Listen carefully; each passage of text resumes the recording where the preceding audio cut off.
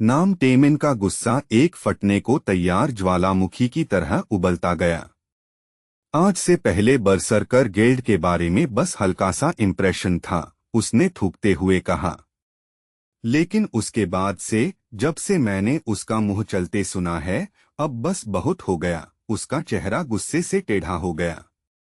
Korea में कौन सी guild है जो स्कैवेंजर से अपनी तुलना करने की हिम्मत करे? धत्त, अब तो ये नूडल्स भी नहीं खाए जा रहे। उसने आधा खत्म किया हुआ कप सामने बैठे आदमी की तरफ सरका दिया। सामने वाले की आंखें तुरंत चमक उठीं।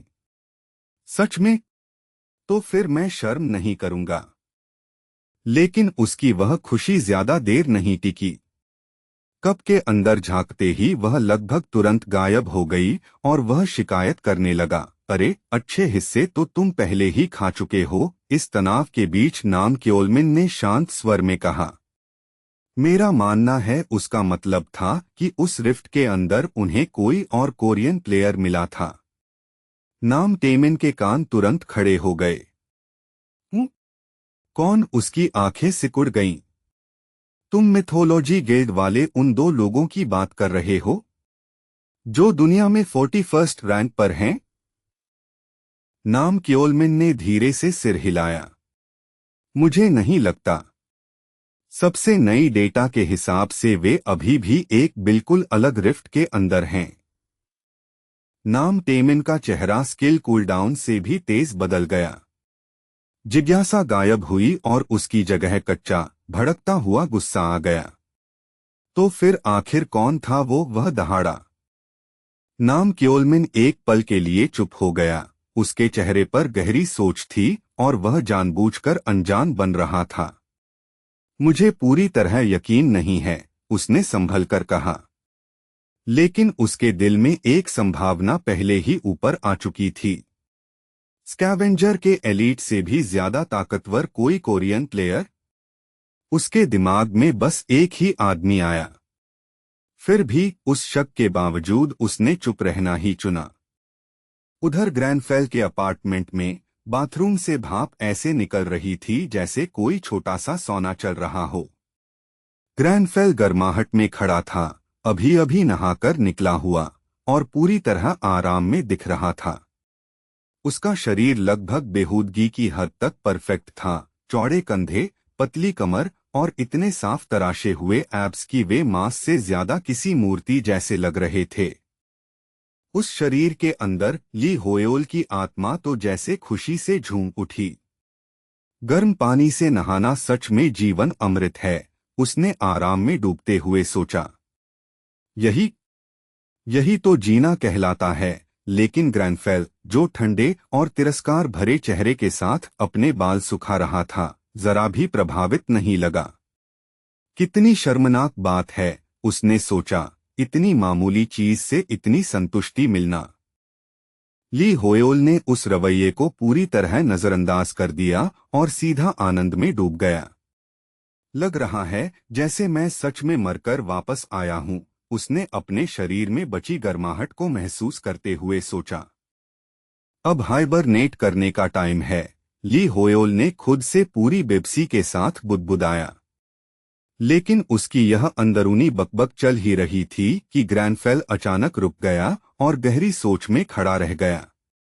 उसकी नजरें बिस्तर पर ऐसी टिक गईं कि बेचैनी होने लगे।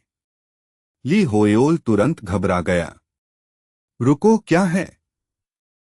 यह वही नहीं है जो मैं सोच रहा हूं, है ना? प्लीज मत करो। बस ना बोल दो। लेकिन जाहिर है ग्रैनफेल ने वही किया जिससे वह डर रहा था। अगले ही पल उसने अपना इनर हाउसवाइफ मोड ऑन कर दिया। एप्रन पहन लिया, मास्क लगा लिया, हाथ में फेदर डस्टर पकड़ लिया। वह धूल के खिलाफ जंग छेड़ने को तैयार दिख रहा था। थोड़ी देर बाहर रहने भर से ही गंदगी जमा हो गई, ग्रैनफेल ने ठंडे अंदाज में फैसला सुनाया। अंदर से ली होयोल ने शून्य में चीख मारी। नहीं नहीं नहीं, मुझे बस आराम करने दो। तुम पूरे के पूरे साइकोपैथ। लेकिन देखते ही देखते बर्तन पहले ही चमकने लगे थे। नजर आने वाली हर जगह से धूल का एक कण तक गायब हो चुका था और जल्दी ही पूरे अपार्टमेंट में प्रीमियम टी की गहरी खुशबू फैल गई। ग्रैनफेल अपनी सफाई की जंग जीतने के बाद किसी नोबलमैन जैसी शांति और नफासत से चाय पी रहा था, जबकि ली होयोल बस अविश्वास में उसे घूरे जा रहा था। मुझे सच में यकीन नहीं हो रहा, ली होयोल ने सोचा। इस आदमी ने खाना भी बना दिया और इसका स्वाद तो सीधा किसी 5 स्टार रेस्टोरेंट जैसा है। पूरा हाल बेहिसाब प्रभावशाली और उतना ही बेतुका था। कमाल है, वह बुदबुदाया। ग्रैनफेल को शांति से चाय पीने देते हुए ली होयोल ने सिस्टम इंटरफेस खोल लिया। खैर, अब वैसे भी मुझे नींद नहीं आ रही, उसने अपनी किस्मत मानते हुए खुद से कहा। उसने रिवॉर्ड लिस्ट देखी और भौहें चढ़ा लीं। क्या बस इतना ही लूट मिला? सवाल में साफ निराशा थी। अभी के लिए यहाँ कुछ भी खास काम का नहीं है, उसने थोड़ा और ध्यान से देखकर निष्कर्ष निकाला। फिर भी लेवल 86।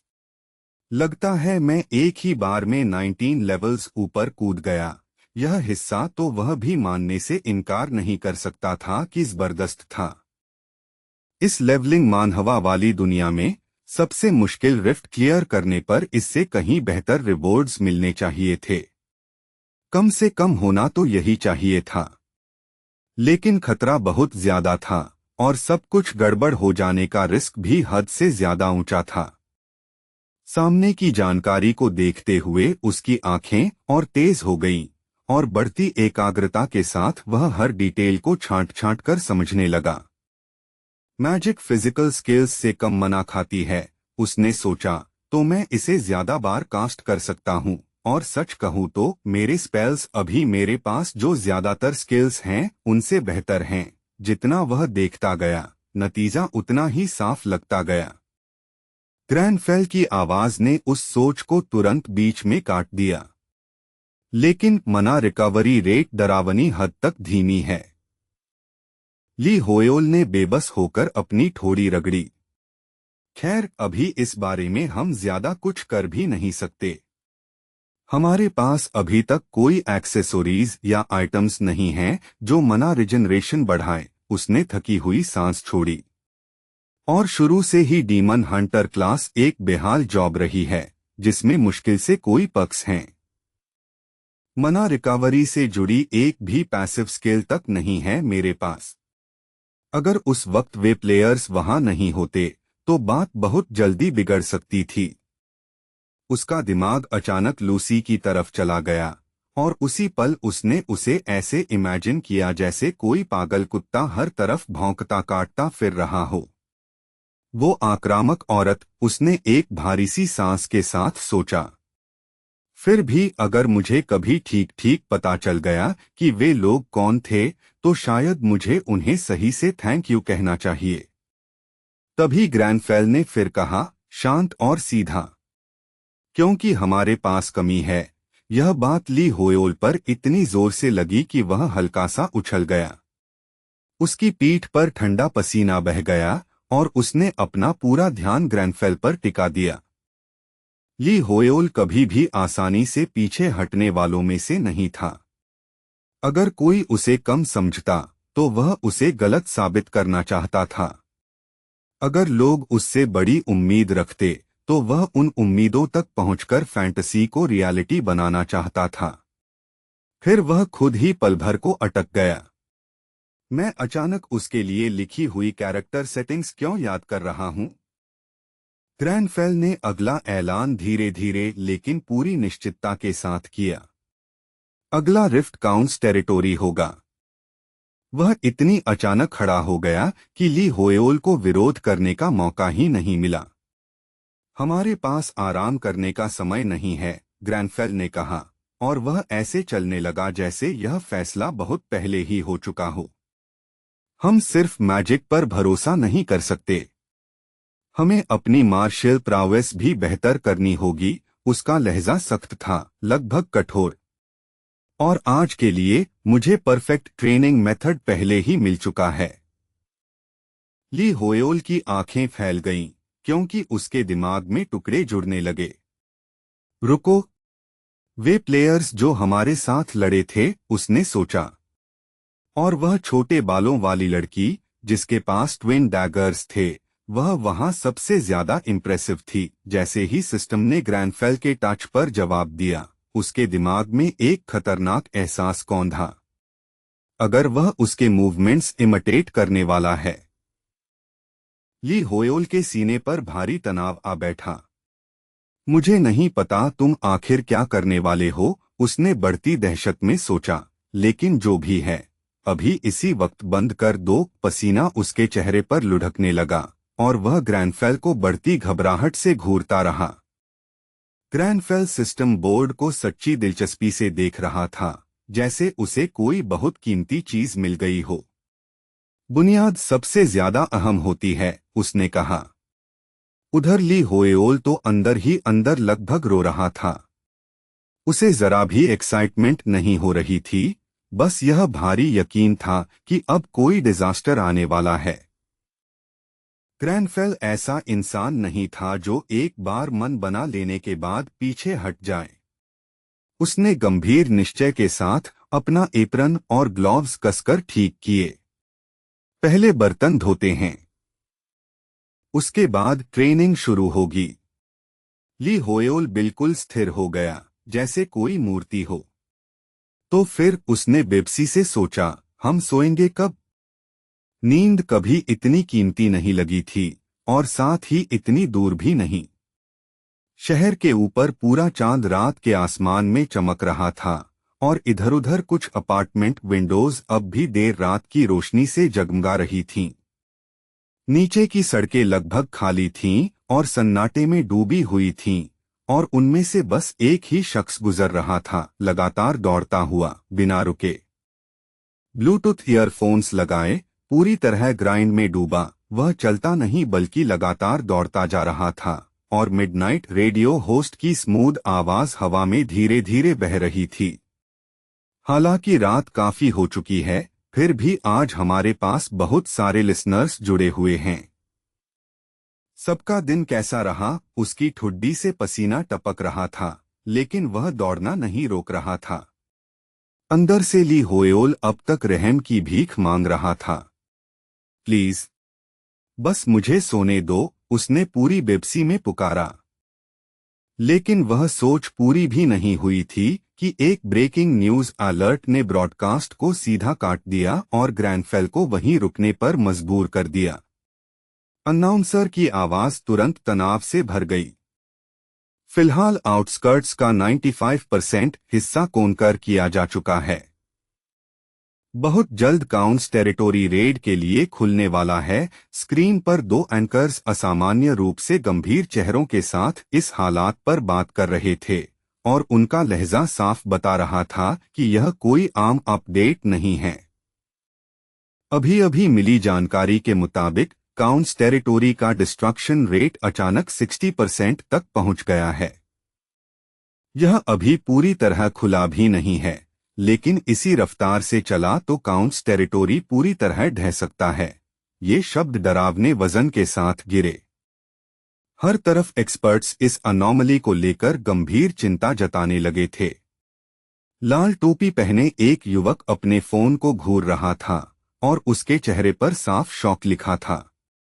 पास ही स्कैवेंजर गिल्ड के मेंबर्स भी उतने ही सन्न थे, और बात की गंभीरता समझते ही उनके चेहरे भारी पड़ गए।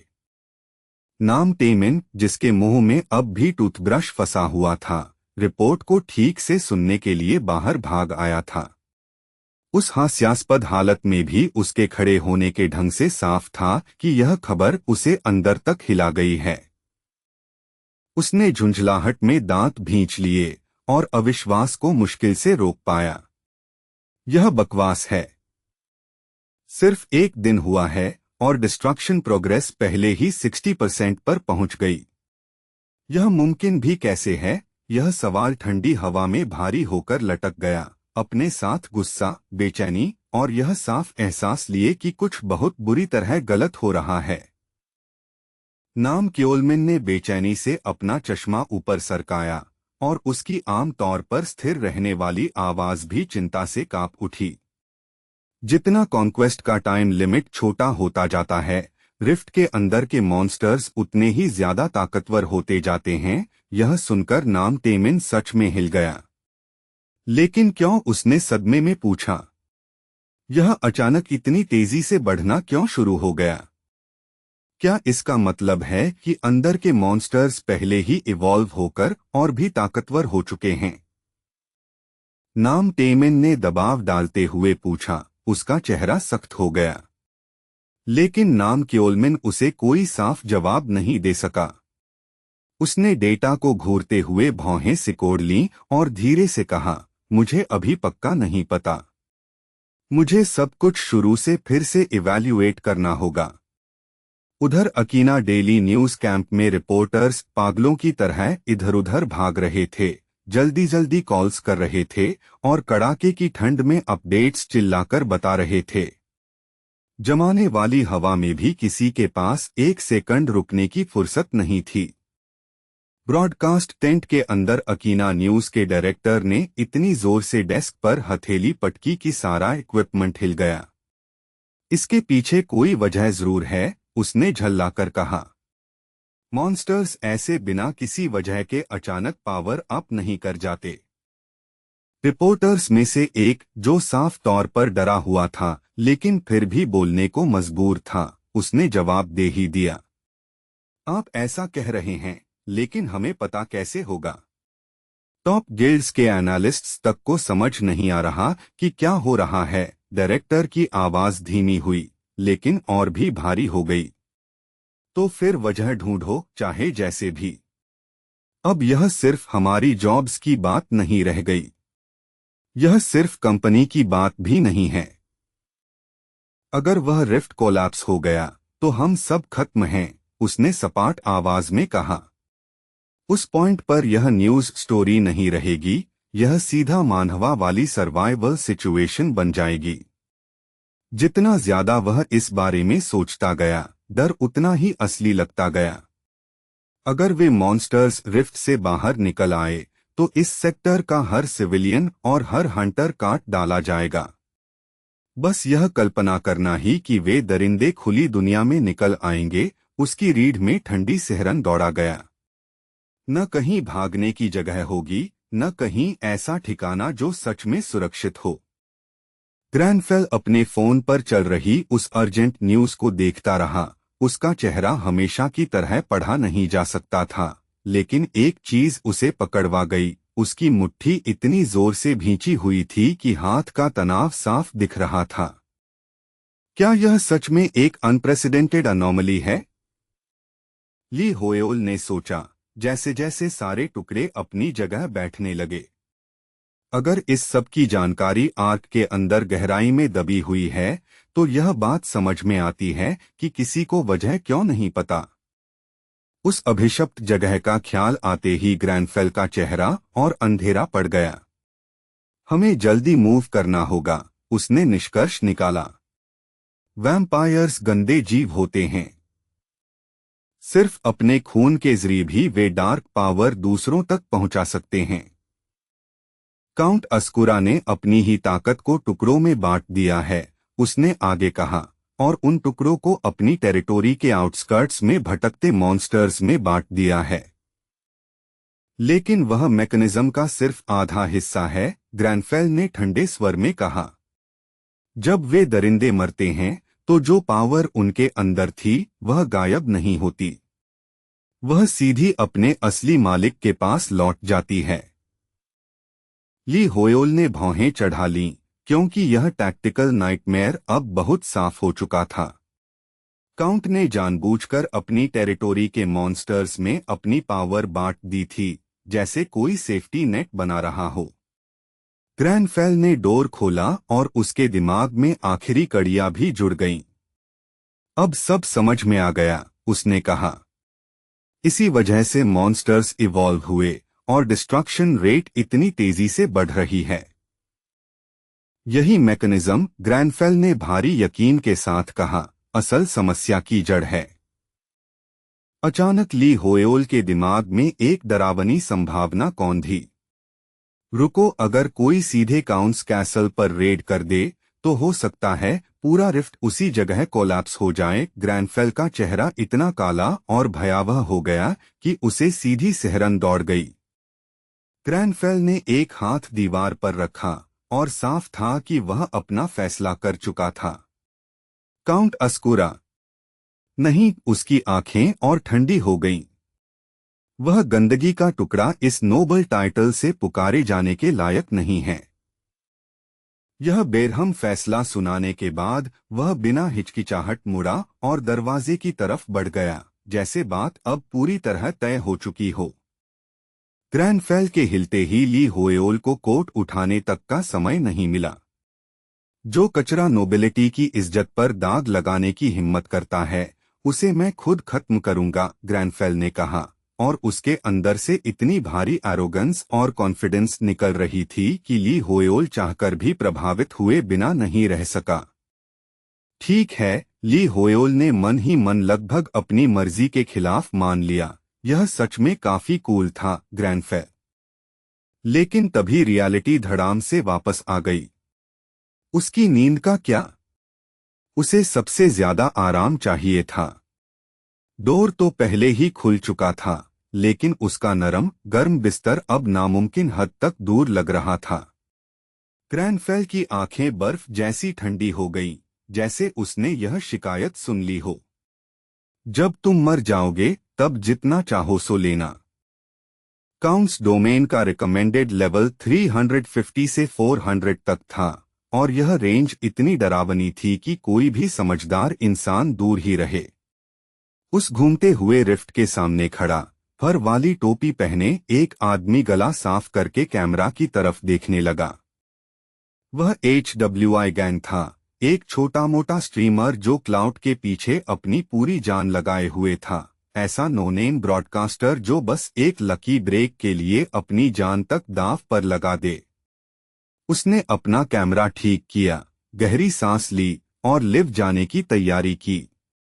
Hello everyone, undying resolve channel में फिर से स्वागत है। मैं हूं आपका HWI गैंग और लेकर आया हूं एक लाइव मान वालेबल फ्रंटलाइन एक्सपीरियंस। मैं अभी सीधे रशिया से ब्रॉडकास्ट कर रहा हूं। काउंट्स डोमेन का डिस्ट्रक्शन रेट पहले ही 70% तक पहुंच चुका है। इस रिफ्ट के पूरी तरह फटने में अब हमारे पास 5 घंटे से भी कम समय बचा है।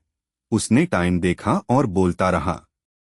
अभी सुबह के 3:48 हो चुके हैं और फिर भी इस वक्त तक मेजर गिल्ड्स यहीं इकट्ठी हैं। इतनी बुरी घड़ी और जमा देने वाली ठंड के बावजूद HWI गैंग स्ट्रीम के लिए सब कुछ दांव पर लगा रहा था। वह पूरा जोश में था, लेकिन उसका चैट बिल्कुल बेरहम था। यह बोरिंग है। छोटे स्ट्रीमर्स छोटे ही रहते हैं, उसकी भी वजह होती है। कोई हैरानी नहीं कि यह बंदा फेमस नहीं है। ताने मारते कमेंट्स एक के बाद एक आते रहे, लेकिन उसने खुद को मजबूर किया कि उन्हें इग्नोर करे और कवरेज जारी रखी। आउटस्कर्ट्स के उलट, जहां करीब 200 रिफ्ट्स थे, काउंट्स डोमेन में सिर्फ लगभग 30 एंट्रेंसेस हैं। HWI गैंग ने प्रोफेशनल लगने की कोशिश करते हुए समझाया। इस वजह से यह जगह एक बहुत बड़ा बॉटलनेक बन गई है। एंट्री पॉइंट्स इतने कम हैं कि कई गिल्ड्स को जबरदस्ती एक ही स्पेशल रिफ्ट्स में घुसना पड़ रहा है। और क्योंकि एक्सपीरियंस पॉइंट्स और लूट कंट्रीब्यूशन के हिसाब से बंटते हैं, सही गेट चुनना सच में जिंदगी और मौत का फैसला कर सकता है। हो सकता है आज रात हम रैंक 1 और रैंक 2 गिल्ड्स को टकराते हुए देख लें, HWI गैंग ने कहा, और एक्साइटमेंट उस पर हावी हो गई। वह उस पल में इतना खो गया था कि उसे पीछे खड़े उस उदास चेहरे वाले आदमी का एहसास ही नहीं हुआ, जब तक चैट फट नहीं पड़ा। रुको, क्या वह नाम क्योलमिन नहीं है? HWI गैंग ने मैसेजेस पढ़े और लगभग घबरा गया, जबकि चलते फिरते शव जैसा दिख रहा नाम क्योलमिन धीमे से बोला, हेलो एवरीवन। उसके आसपास खड़े गिल्ड मेंबर्स ने तुरंत उसे ग्रीट किया। उनकी आवाजें धीमी लेकिन सम्मान से भरी थीं, जबकि आसपास का तनाव लगातार बढ़ता जा रहा था। वह आ गया। नाम टेमिन ने उसे देखते ही मुड़कर कहा, अरे एरिया स्काउट कर लिया। उसकी आवाज तेज और अधीर थी। क्या सिचुएशन है? नाम क्योलमिन ने गंभीर चेहरे के साथ अपनी रिपोर्ट दी। मैंने चेक किया। टकराव लगभग अवॉइड नहीं किया जा सकता। रिफ्ट्स बहुत कम हैं। नाम टेमिन ने छोटा सा सिर हिलाया, लेकिन उसका चेहरा अब भी सख्त रहा। जब तक हमारा सामना रेड ड्रैगन गिल्ड से नहीं होता, तब तक हम अभी भी संभाल लेंगे। वे दोनों अपनी बातों में इतने डूबे हुए थे कि किसी ने भी यह नहीं देखा कि पास की चट्टान के पीछे HWI गैंग झुककर बैठा था, चैट को बढ़ती दहशत के साथ पढ़ रहा था और कोशिश कर रहा था कि उससे कोई आवाज न निकले। रुको, hold on guys, HWI gang ने कहना शुरू किया, लेकिन तभी एक स्वॉर्ड्समैन सामने आया, जिसकी मौजूदगी इतनी तेज और सख्त थी कि लगा हवा तक उससे कट सकती है। उस अचानक दबाव ने HWI गैंग को घबराकर पीछे घूमने पर मजबूर कर दिया। नाम टेमिन ने नए आए आदमी को तुरंत पहचान लिया और एक ठंडी बिन मजाक वाली हंसी छोड़ी। अच्छा, तो तुम हो। यह इंजुमा है। स्ट्रीमर पर नजर पड़ते ही स्वॉर्ड्समैन के होठों पर हल्की मुस्कान आ गई। तो तुम लोग भी यहाँ हो, उसने साफ मजा लेते हुए कहा। उसकी आवाज खुले ताने से भरी हुई थी। क्या ही कमाल का कोइंसिडेंस है। गिल्ड जी ठीक उसी रिफ्ट के सामने खड़ी है, जिसमें हमारी साइड घुसने वाली है। तभी HWI गैंग को पूरी तरह समझ आया कि हो क्या रहा है। इंजुमा गिल्ड पूरी ताकत के साथ पहुंच चुकी थी और रिफ्ट के आसपास का माहौल तुरंत खतरनाक हो गया। नाम टेमिन एक सेकंड के लिए भी पीछे नहीं हटा। उसकी नजरें खिंची हुई तलवारों जैसी हो गईं। अब भी कोरिया में ब्रांच बनाने की जिद नहीं टूटी। हाँ, उसने पलटकर कहा। लगता है तुम्हारा प्लेन अभी अभी उतरा है। इंजुमा ने ताना मारती मुस्कान के साथ जवाब दिया। रशिया उड़कर आना तुम्हारी टेरिटोरी में ब्रांच बनाने में समय बर्बाद करने से फिर भी बेहतर है। बस यही बात नाम टेमिन के सब्र की आखिरी डोर तोड़ने के लिए काफी थी। मरने का शौक है क्या? उसने थूकते हुए कहा, और उसका गुस्सा अब पूरी तरह सामने आ गया। इंजुमा ने उसे खुली, बिना छिपी हुई तिरस्कार भरी नजर से देखा। गिल्ड जी, उसने डिसमिसिव अंदाज में कहा, बस छोटे मोटे लोग हैं। दोनों ग्रुप्स के बीच का तनाव इतना भारी हो गया कि सांस लेना भी मुश्किल लगे। बस एक गलत शब्द, एक गलत हरकत, और वहीं पर लड़ाई छिड़ जाती। HWI गैंग तो सन्न रह गया। हे भगवान, यह बहुत बड़ा है, उसने सोचा। जैसे ही उसे एहसास हुआ कि शायद वह जिंदगी की सबसे बड़ी स्कूप पर ठोकर खा चुका है, तभी और लोग भागते हुए आए और चिल्लाने लगे, गिल्ड जी और इंजुमा अभी भिड़ने वाले हैं। उधर भी देखो, रेड ड्रैगन गिल्ड की वर्ल्ड यूनिफिकेशन गिल्ड से टक्कर हो रही है, किसी ने चिल्लाकर कहा। पूरा माहौल पागल हो चुका है। रेड साइट पूरी की पूरी बैटलफील्ड बनती जा रही थी, जबकि अभी किसी ने अंदर घुसना भी शुरू नहीं किया था। यही वह पागलपन था जिसकी लोग टॉप टियर लेवलिंग मानवा सिनारियो से उम्मीद करते हैं। गिल्ड जी इंजुमा से युद्ध के किनारे खड़ी थी और पूरा रिफ्ट बैटल मैडनेस में बदल चुका था। HWI गैंग का चेहरा ठंड और एड्रेनालाइन दोनों से लाल हो गया और वह माइक में चिल्लाया, प्लीज कोई तो कुछ बोलो। आसपास की भीड़ के शोर ने नाम क्योलमिन और नाम टेमिन दोनों को तेजी से पलटकर देखने पर मजबूर कर दिया।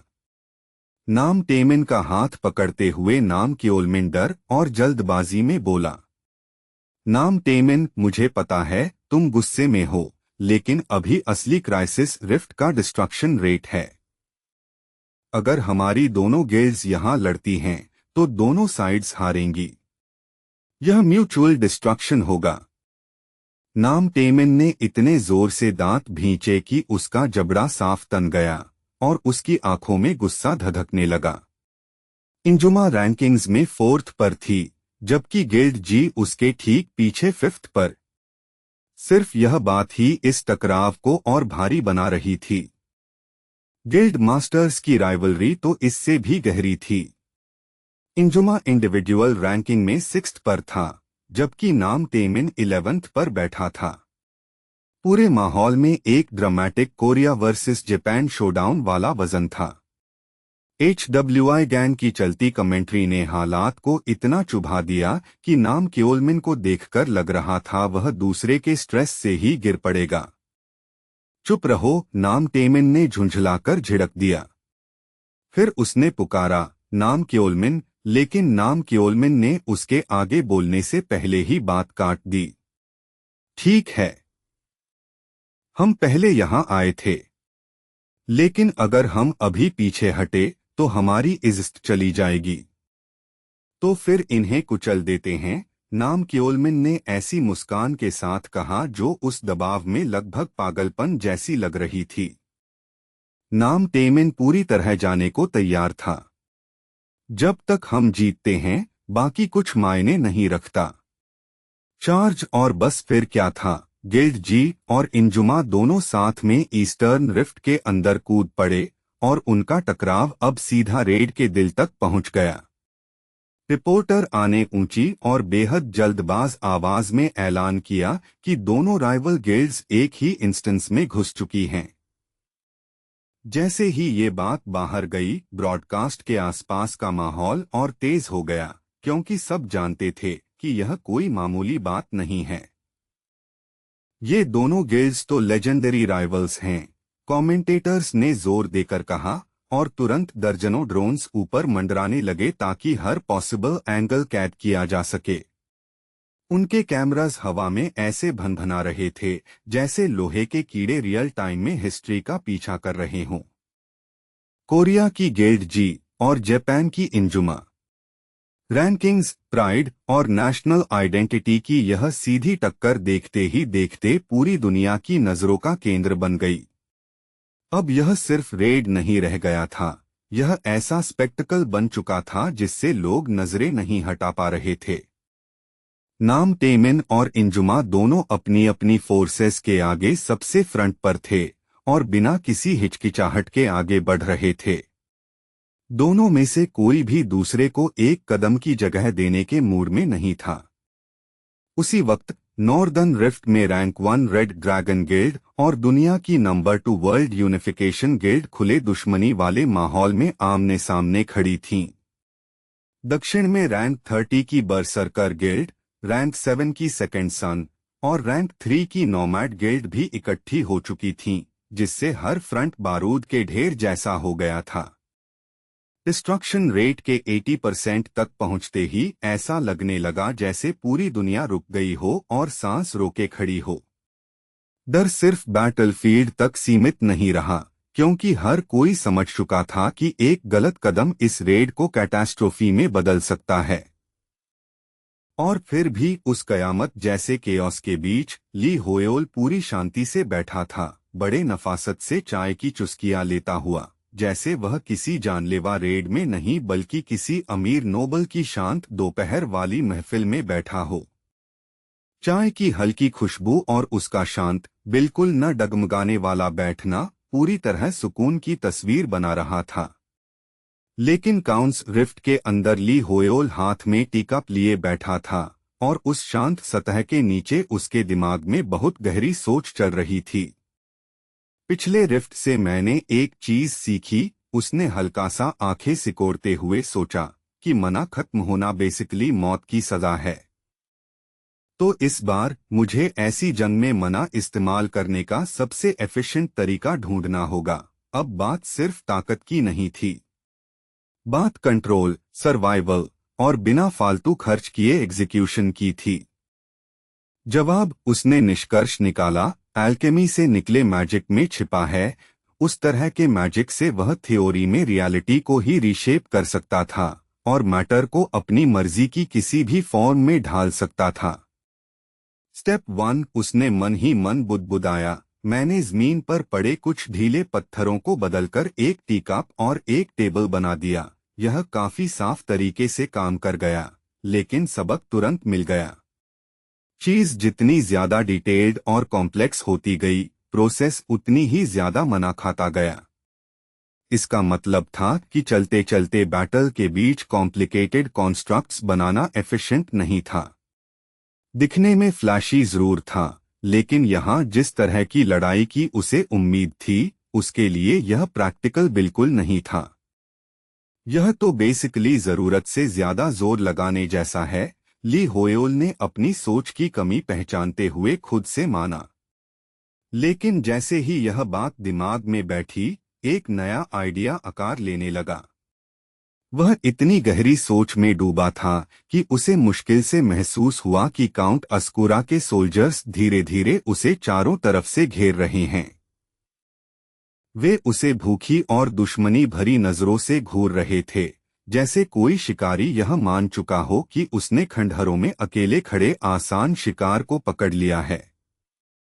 ली होयोल ने उनकी तरफ देखा और ठंडे, लगभग निराश स्वर में कहा, बस इतनी ही ताकत दी है तुम्हें काउंट ने। फिर वह धीरे धीरे उनकी तरफ मुड़ा और उसकी पूरी नजर सामने बढ़ते दुश्मनों पर टिक गई। सिर्फ उसकी नजर बदलने भर से ही पल का वजन भारी हो गया। कितने दयनीय हो, उसने कहा, और उसकी आवाज में जरा भी दबाव नहीं था, सिर्फ शांत तिरस्कार था। उसके नीचे एक मैजिक सर्कल खुल गया, क्योंकि वह उन्हें एक ही मूव में मिटाने की तैयारी कर रहा था। मॉन्स्टर्स को ठीक से रिएक्ट करने तक का मौका नहीं मिला, उससे पहले ही डर ने उन्हें जकड़ लिया और वे चीखती, घबराई आवाजें निकालने लगे। यह कोई फ्लैशी चांट या लंबा ड्रामेटिक इनकैंटेशन नहीं था।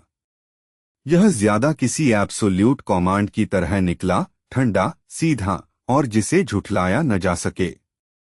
धूल में लौट जाओ वार करते ही ली होयोल की आंखें ठंडे स्टील जैसी पैनी हो गईं।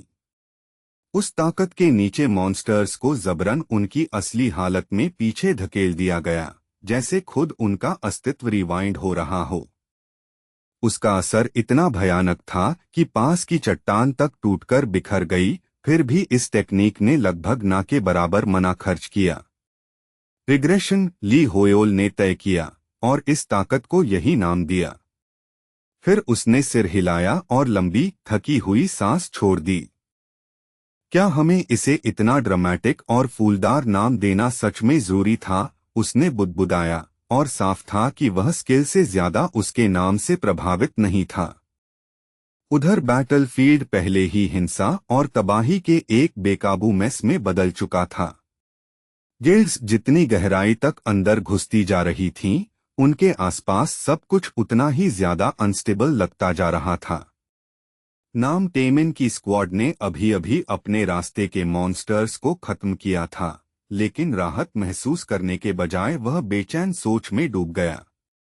इस पूरे इलाके में कुछ बहुत गड़बड़ लग रहा था। ये बहुत ही कम हैं, उसने कहा, और उसका शक हर सेकंड बढ़ता गया। यहाँ आते हुए मैंने बस मुट्ठी भर स्ट्रैगलर्स ही मारे हैं, रेजिस्टेंस की इतनी कमी का कोई मतलब नहीं बन रहा था। इतनी खतरनाक जगह में ऐसी खालीपन सामान्य लड़ाई से कहीं ज्यादा डरावना था। अचानक एक आवाज ने उसकी सोच तोड़ दी। Guild master. मैंने परिमीटर स्काउट कर लिया। उस चीख ने सबका ध्यान फिर तुरंत मौजूदा हालत पर खींच लिया। हरे बालों वाली स्काउट, जिसकी खूबसूरती उसकी ग्रिम रिपोर्ट से लगभग मेल नहीं खा रही थी, जल्दी जल्दी बोली, इंजुमा की साइड में भी यही हो रहा है। मुझे नहीं लगता उन्होंने अंदर आने के बाद 10 बीस्ट्स भी मारे होंगे, उसने भौहें चढ़ाई। हम एक ही समय पर शुरू हुए और उल्टी दिशाओं में बढ़े, लेकिन दोनों गिल्ड्स को मुश्किल से कुछ मिला है। तुम्हें भी यह गलत नहीं लग रहा? क्या इसका कोई मतलब बनता है? टीम ने तनाव भरी, छोटी छोटी आवाजों में बहस करते हुए पूछा। लेकिन इससे पहले कि वे इस पर और गहराई से जाते, दूसरी तरफ से एक ग्रुप उनकी तरफ आने लगा। इंजुमा, किसी ने आवाज दी। नाम टेमेन तुरंत उस आवाज पर मुड़ा और उसका चेहरा उसी पल सख्त हो गया। नजरें मिलते ही इंजुमा मुस्कुरा दिया। यहाँ काफी शांति है ना? उसने लगभग चिढ़ाने वाले अंदाज में कहा, जैसे वह इस अजीब तनाव का मजा ले रहा हो। नाम टेमेन की टीम की वह लड़की शक से भौहें सिकोड़ गई। क्या ये हमारा पीछा कर रहे थे? उसने फुसफुसाकर कहा। नाम टेमेन का गुस्सा तुरंत भड़क उठा। तुम बार बार ऐसा क्यों बर्ताव करते हो जैसे हम दोस्त हों? उसने झल्लाकर कहा, और साफ था कि वह जरा सी भी अपनापन दिखाने के मूड में नहीं था। इंजुमा जरा भी डरा हुआ नहीं लगा। मुझे सच में समझ नहीं आता कि टेमेन मुझसे इतनी नफरत क्यों करता है, उसने मजाक उड़ाते हुए कंधे उचकाकर कहा। क्या वह सच में मुझे मारना चाहता है या क्या? बस यही बात है, नाम टेमेन ने पलटकर कहा, और वह वहीं हाथापाई शुरू करने के लिए पूरी तरह तैयार दिख रहा था। उनके बीच की हवा इतनी धारदार हो गई कि लगा अभी फट जाएगी। तभी अचानक ब्लूटूथ पर एक आवाज कड़कड़ाई। टेमेन, सुन रहे हो? डिवाइस से नाम क्योलमिन की हाफती हुई आवाज आई, जिसमें तनाव और जल्दबाजी साफ थी। नाम टेमेन थोड़ा मुड़कर कॉल लेने लगा।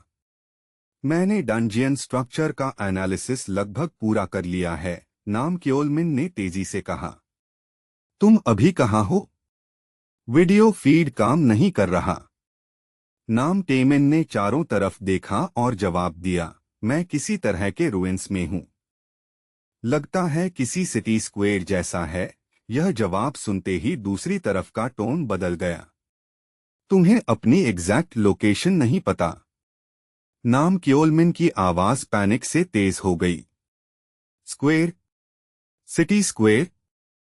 हाँ? क्यों? नाम टेमेन अब भी खतरे की असली हद नहीं समझ पाया था। तभी नाम क्योलमिन लाइन पर चीख पड़ा, उसकी आवाज टूट गई। अभी के अभी वहां से निकलो। नाम टेमेन उस वार्निंग को समझ भी नहीं पाया था कि पूरे इलाके में एक हिंसक आंधी फूट पड़ी और उसने अंधा कर देने वाला धूल और मलबे का तूफान खड़ा कर दिया। धूल के बीच जैसे ही कुछ आकृतियां उभरने लगीं, नाम टेमेन वहीं जम गया। सामने का नजारा देखते ही उसका पूरा शरीर जैसे लॉक हो गया। वे काउंट के नाइट्स थे, लेवल 350 ऑरा यूजर्स, घोड़ों पर सवार, हथियारों से लैस, और उनकी मौजूदगी भर से आसपास की हवा दबती जा रही थी। ये कोई आम सोल्जर्स नहीं थे जो बस संख्या बढ़ाने के लिए खड़े किए गए हों। एक नजर ही यह समझने के लिए काफी थी। वे एलीट नाइट्स थे, ऐसे दुश्मन जो पूरी की पूरी टीम्स खत्म करने के लिए बने हों। पास ही किसी ने डर के मारे गाली दी। सिर्फ सोल्जर्स नहीं, लेवल 350 नाइट्स हैं। अब तो हम बुरी तरह फंस गए। हम घिर चुके हैं। आखिरकार पैनिक पूरी लाइन में फूट पड़ा। नाम टेमेन दहाड़ा, सब लोग बैटल पोजीशंस। टक्कर के लिए तैयार हो जाओ। लेकिन ऑर्डर देते हुए भी उसके दिल में कच्ची घबराहट जोर से धड़क रही थी। धत्त, उसने एक ही नजर में टेरेन पढ़ते हुए सोचा। ऐसे खुले मैदान में कैवलरी चार्ज की डिस्ट्रक्टिव फोर्स 10 गुना बढ़ जाती है। चाहे हार्कॉन फ्रंट लाइन पकड़ भी ले, जैसे ही वह चार्ज टकराएगी, नुकसान जानलेवा होगा। अब क्या करें? किसी के मुंह से सवाल पूरा निकल भी नहीं पाया था कि उसके ठीक पीछे खड़े इंजुमा ने अचानक कहा, सुनो टेमेन, मुझे भी यह प्लान पसंद नहीं, लेकिन मेरी पीठ कवर करो। और ठीक उसी पल हवा को चीरती हुई एक बेताब चीख गूंज उठी। गिल्ड मास्टर, पीछे से एनिमीज आ रहे हैं। यह वार्निंग न तो दिलासा देने के लिए समय पर आई थी और न इतनी हल्की थी कि उसे अनदेखा किया जा सके। मॉन्स्टर्स की एक भीड़ डरावनी रफ्तार से उनकी तरफ टूट पड़ी। हे भगवान, किसी ने फुसफुसाया। हर तरफ दुश्मन हैं। जाल तेजी से बंद हो रहा था। दरिंदों का घेरा कसते ही पैनिक फैलने लगा। अगर उनके पंख भी निकल आते तब भी इस फॉर्मेशन से निकलना नामुमकिन था। टेमेन, सुन रहे हो? नाम क्योलमिन कॉन्स पर चिल्लाया। वर्ल्ड यूनिफिकेशन गिल्ड को बिल्कुल ऐसे ही कैवलरी एम्बुश में भारी नुकसान हुआ था। खुले मैदान में उनसे मत लड़ना। पीछे हटो और उन्हें किसी संकरी गली में खींचो। यह वार्निंग आखिरकार नाम टेमिन की बिखरी हुई सोच को फिर से फोकस में खींच लाई। पीछे हटो, नाम टेमिन ने आखिरकार आदेश दिया, हालांकि यह शब्द बोलना भी उसके लिए कड़वा था। हर दिशा से बंद होती मॉन्स्टर्स की दीवार को देखते हुए उसने एक दुर्लभ बेबसी महसूस की। लेकिन पीछे हटें कहा, उसने सोचा, क्योंकि उसे कहीं कोई ओपनिंग नजर नहीं आ रही थी। और तभी बिना किसी चेतावनी के एक विशाल मैजिक सर्कल कहीं से फूट पड़ा और नाम टेमिन के आसपास पूरे बैटलफील्ड में विस्फोट कर गया, उसकी रीच में आने वाली हर चीज को तबाह करता हुआ। नाम टेमिन और इंजुमा दोनों एकदम जड़ हो गए, जैसे सदमे में वहीं ठिठक गए हों। एक पल के लिए तो दोनों समझ ही नहीं पाए कि अभी उनकी आंखों के सामने आखिर हुआ क्या है। उस जादू ने जबरदस्त ताकत के साथ पूरे बैटलफील्ड को चीर दिया और पल भर में सारे मॉन्स्टर्स को मिटा डाला। जो जगह कुछ सेकंड पहले तक मौत का मैदान बनी हुई थी, वो अचानक एक ही बेहिसाब ताकतवर दखल से पलट गई। जब धीरे धीरे नाम टेमिन को होश आया तो उसके मुंह से अपने आप गाली निकल गई।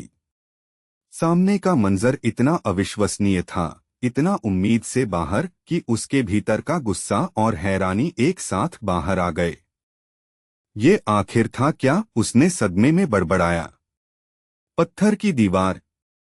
नहीं, रुको, ये पिलर है। सब लोग सामने के नामुमकिन नजारे को हैरानी से घूरते रह गए। जबकि फंसे हुए मॉन्स्टर्स दर्द से चीख रहे थे, उनके शरीर उठते हुए पत्थर के ढांचों के बीच दब रहे थे। नाम टेमिन पूरी तरह निशब्द रह गया। फिर उड़ती धूल और टूटे हुए मलबे के बीच से एक अकेली परछाई धीरे धीरे सामने आई और उसी पल पूरे ग्रुप ने एक साथ उसकी तरफ सिर घुमा लिया। दूर स्क्रीन के जरिए देख रहे नाम क्योलमिन ने हांफते हुए आगे झुककर कहा, वो इंसान वही होना चाहिए, उसने धीरे से फुसफुसाया। लेकिन जैसे ही ये ख्याल बना, उसने खुद ही उसे ठुकरा दिया। नहीं, ये नामुमकिन है। उधर नाम टेमिन के ग्रुप में से कोई भी उस नए आए आदमी को पहचान नहीं पाया। वो बस ठंडी खामोशी में खड़ा था, घमंडी, शांत और पूरी तरह संभला हुआ, बिना अपना नाम बताए, बिना कुछ समझाए, यहाँ तक कि एक मामूली परिचय देने की भी जहमत नहीं उठाई।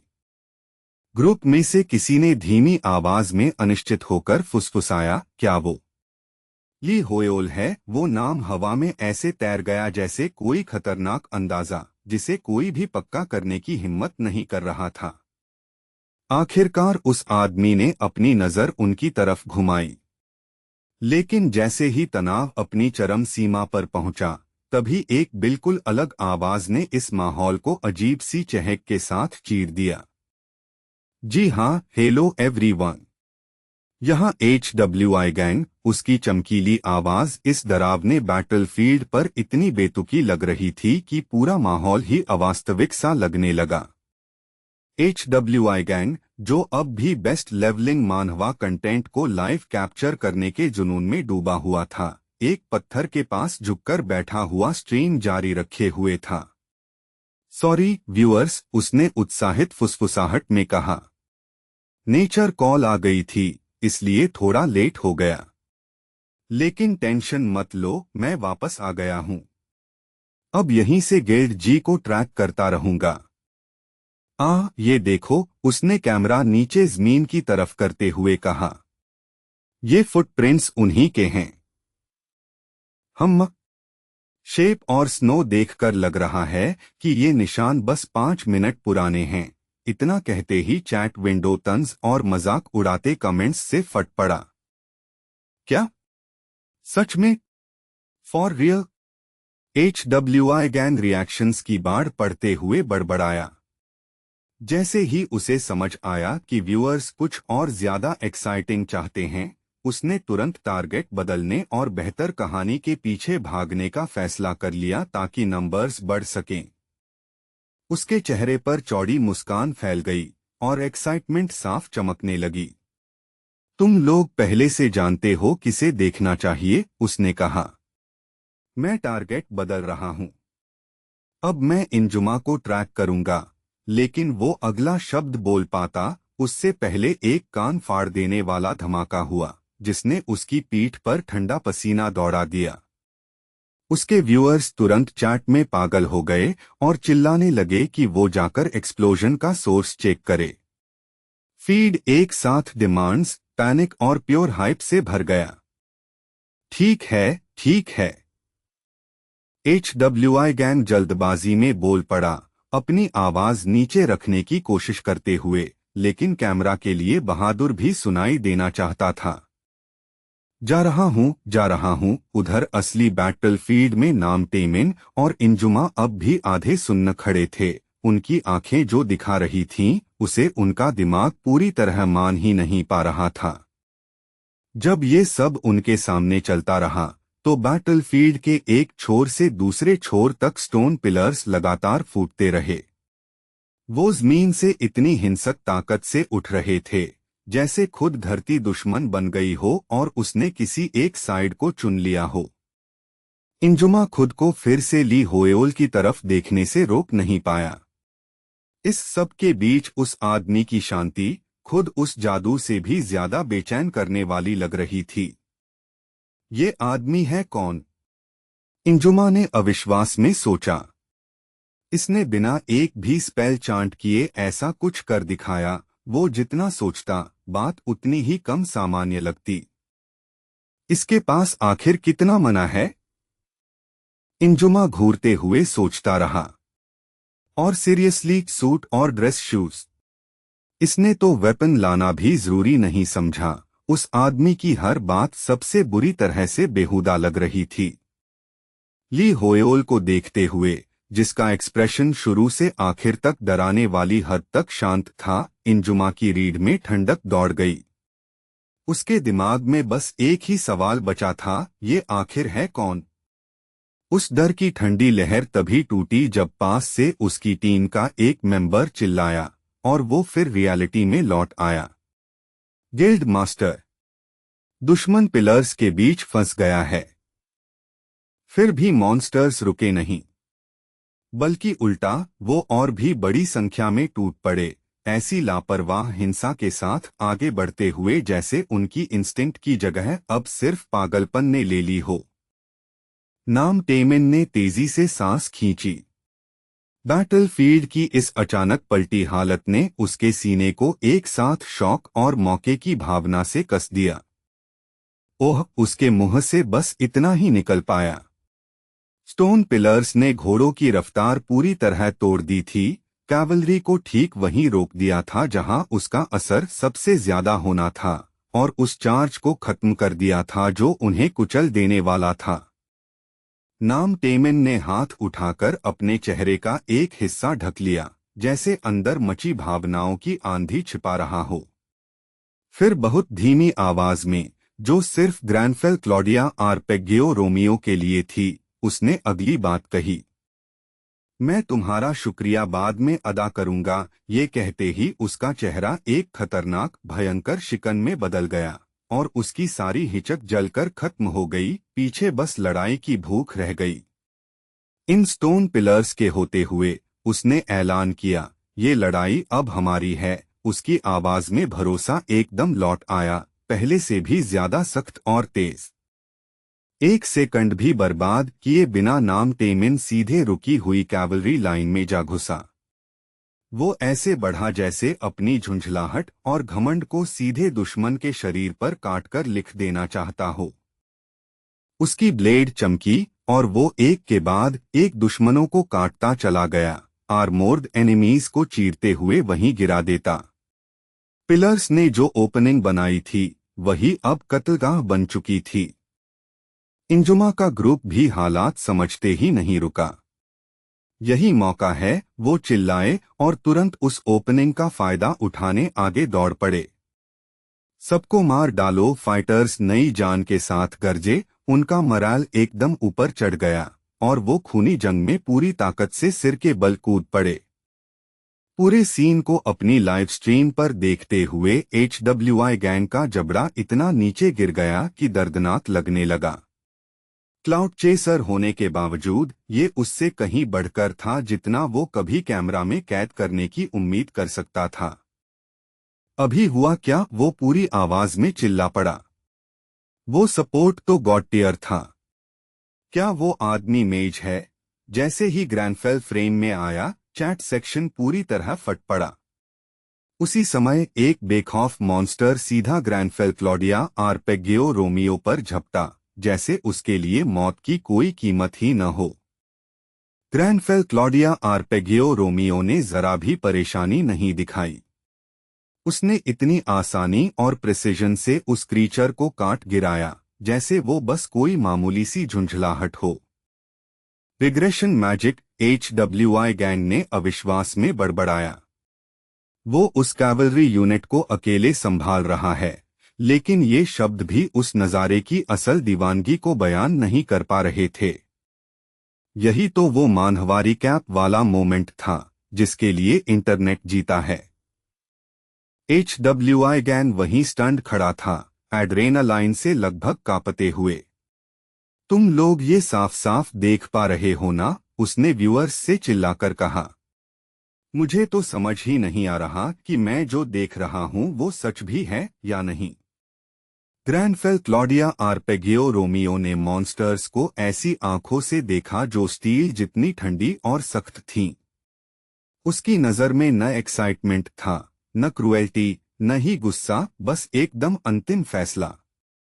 उसने हाथ में पकड़े डैगर पर अपनी पकड़ और कस ली और सामने वाले मॉन्स्टर को उसकी आखिरी सांस लेते देखा।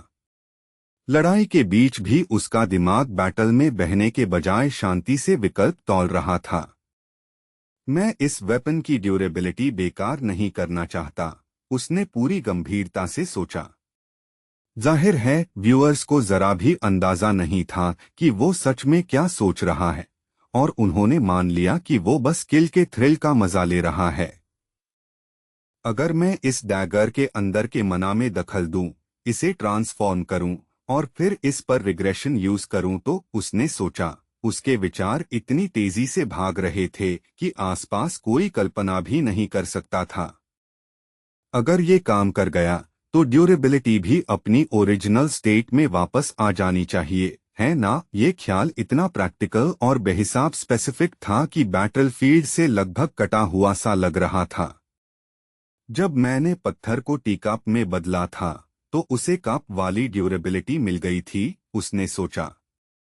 और जब मैं रिग्रेशन से उसे उसकी ओरिजिनल स्टेट में लौटाता हूं तो वो फिर स्टोन बन जाता है, उन बदली हुई प्रॉपर्टीज और एडेड स्टैट्स के बिना। अगर spell return to original state सच में किसी ऑब्जेक्ट को उसके असली बेस फॉर्म में लौटा देता है, तो फिर ये मुमकिन होना चाहिए। उसका ख्याल पूरा भी नहीं हुआ था कि एक और किल से खून हवा में छिटक गया। रिटर्न टू ओरिजिनल स्टेट नतीजा देखकर ग्रैंडफेल को सच में संतोष हुआ। आखिरकार ये ऐसी जीत थी जिसके बाद उसे बेहुदा रिपेयर कॉस्ट्स के नीचे दबने का डर नहीं था। थोड़ी दूरी पर नाम टेमिन ने उसकी तरफ देखा और उसकी कमांडिंग आवाज बैटलफील्ड में गूंज उठी। बहुत बढ़िया काम, तुम सबने कमाल की लड़ाई लड़ी, उसने अपनी स्क्वाड से चिल्लाकर कहा। फिर उसकी आवाज बैटल हाई एक्साइटमेंट से और तेज हो गई। अब खुलकर टूट पड़ो, लूटिंग टाइम है। स्क्वाड मेंबर्स एक साथ खुशी से चिल्ला उठे, सिर्फ लूट के लिए नहीं बल्कि इस बात के लिए भी कि वो इस जाल से जिंदा बच निकले थे। फिर भी नाम टेमिन खुद वहीं खड़ा रहा, बिल्कुल स्थिर और चुप, जैसे कोई मूर्ति हो। उधर ग्रैंडफेल इतना आराम से दिख रहा था जैसे वो किसी और ही जॉनर से आया है। उस बर्बाद और अफरातफरी भरे बैटलफील्ड के बीच वो आराम से हवा से प्रकट हुए टी के कप से घूंट ले रहा था। दूसरी तरफ से नाम क्योलमिन की आवाज आई, अरे नाम टेमिन। लेकिन नाम क्योलमिन अपनी बात पूरी करता उससे पहले ही नाम टेमिन ने उसे एक तेज काबू में रखी आवाज में रोक दिया। मुझे पता है, उसने कहा। उसने पहले जो कुछ कहा था मैंने सब सुन लिया था।